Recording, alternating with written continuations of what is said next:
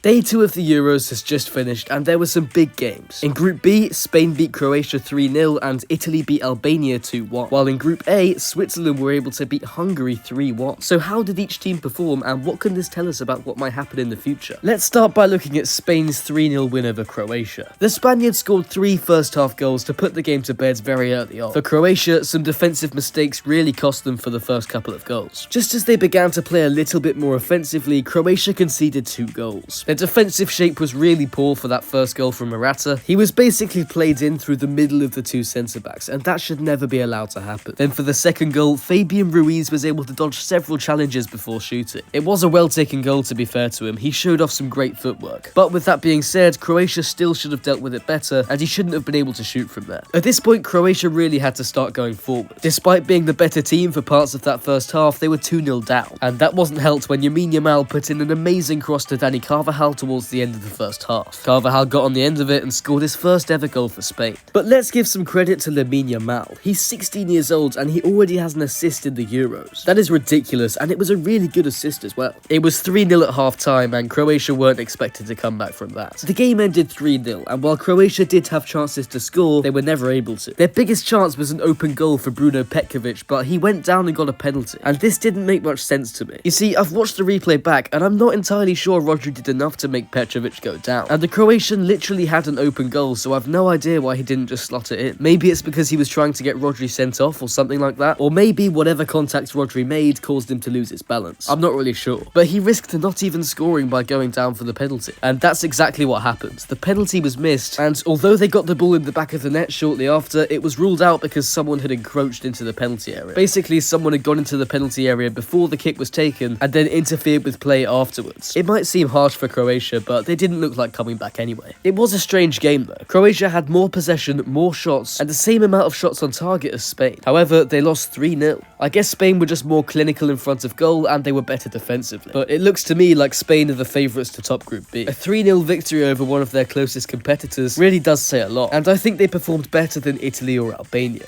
Italy conceded early against Albania but ended up winning 2-1. Goals from Bastoni and Barella helped to turn the game around very quickly. I thought Albania were actually pretty good. They got their early goal and they were able to stop Italy from scoring a third. The goals that Italy did score were very good goals and there wasn't much Albania could do about those. So Italy did win and they were convincing, but Spain won 3-0 against a stronger opponent. So I think Spain are very likely to top this group. As for second place, it's very hard to tell. You see, Italy won their game, but they were against Albania, the second lowest ranked team in the tournament. And if you look at the stats, Croatia actually did well against Spain and were kind of unlucky to lose 3-0. I definitely think they deserve to lose, but maybe not by that much. So the Croatia-Italy game is still anyone's game, and I do think that will decide which team finishes second and which team finishes third. But as demonstrated today, getting points off of Albania is not going to be super easy. I wouldn't be surprised if Spain or Croatia do end up dropping points to them, and that would make this group very interesting. So I'm sticking with my original prediction for Group B: Spain first, Italy second, Croatia third, and Albania fourth, but it is still all to play for.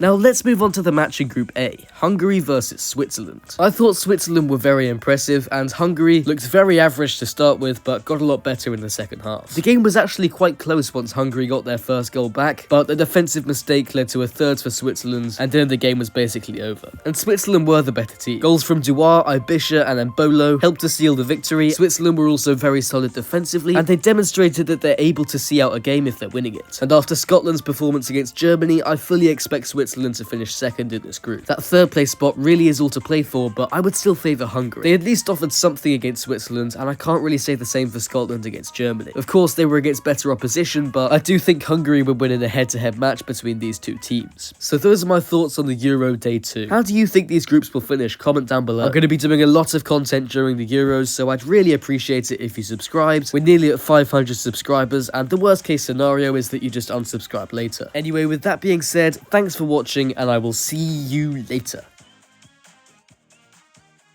Please subscribe.